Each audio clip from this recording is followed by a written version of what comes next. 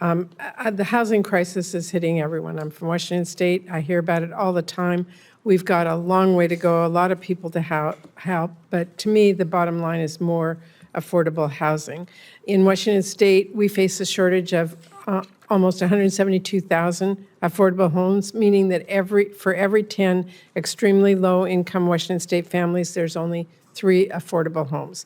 So I really believe this is an all-hands-on-deck crisis that requires every level of government to step up and do their part. On the Senate Appropriations Committee, I was really proud to help create the Pathways to Removing Obstacles to Housing program, or the Yes in My Backyard program, as we originally referred to it, to help identify and remove barriers to producing and preserving affordable housing. And we were able to provide $100 million for that program in fiscal year 24, even under the very difficult Fiscal Responsibility Act caps. That is in addition to other important investments the federal government is making to boost supply, the home program, low-income housing tax credit. But clearly, the current levels of investment are not sufficient and not moving quickly enough to meet really the urgency of this crisis. So, Mr. Williams, let me start with you. What have been some of the most effective federal interventions to address our housing shortage? Thank you, Senator. I think the best way to measure our most effective programs is by looking at the number of units of supply that they've brought online. And so I think in recent decades, the low-income housing tax credit program is responsible for the most production of new supply of affordable housing. But in the very recent past, I'm also very optimistic about the Pathways to Removing Obstacles program as it's kind of addressing the issue from a different angle, which is encouraging municipalities to remove some of those zoning and permitting obstacles that prevent new housing supply, affordable and market rate housing from being able to come online. I understand that I believe Seattle in your state received a Pathways to Removing Obstacles award, and so I'm optimistic that that will result in some changes in your state as well. Very good. Thank you very much. And Ms. Harris, I'm curious, what have you seen in building additional housing over the last decade? You've seen a lot. How could the federal government better support the kind of work that the Better Housing Coalition is doing? Well, Mr. Williams, thank you, Senator. And Mr. Williams is correct. The low-income housing tax credit program has been extremely effective in allowing us to produce more housing units and also preserve existing affordable housing units. You know, the cost of a unit of housing, whether it's market rate or affordable, is almost identical.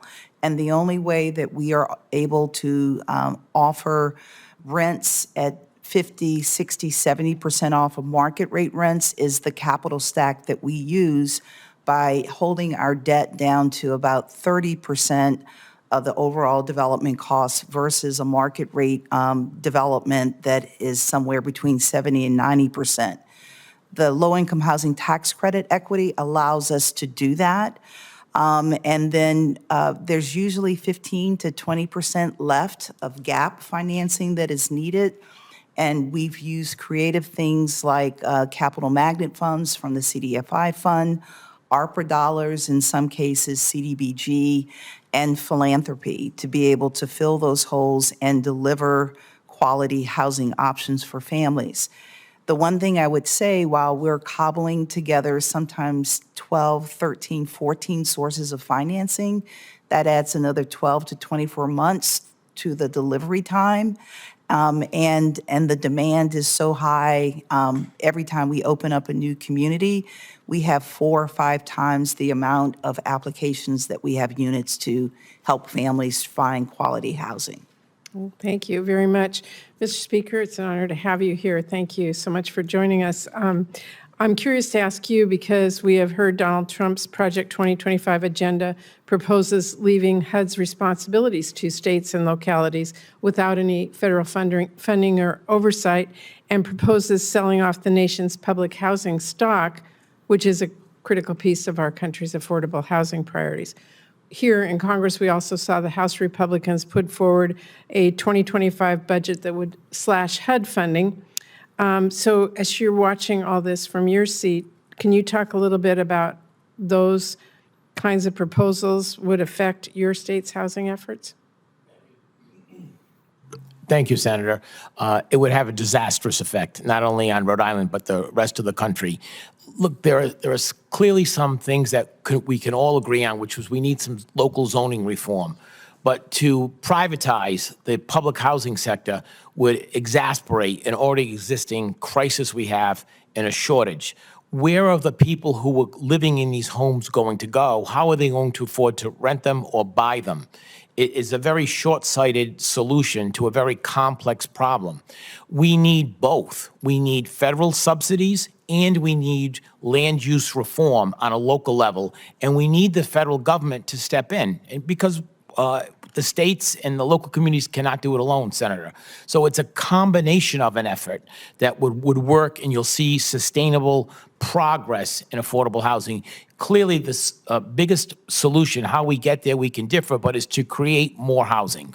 We need more housing at every single level, the market level of housing, the workforce housing, the low-income housing, and even homelessness needs more shelters. So you can take your pick as to which one you want to fund or to what degree, but all of them need attention from the federal government, and they need to use local reforms to make it easier. The private sector will step up, and the private sector is ready, willing, and able to build in Rhode Island and probably throughout all 50 states. This is not a red state issue or a blue state issue.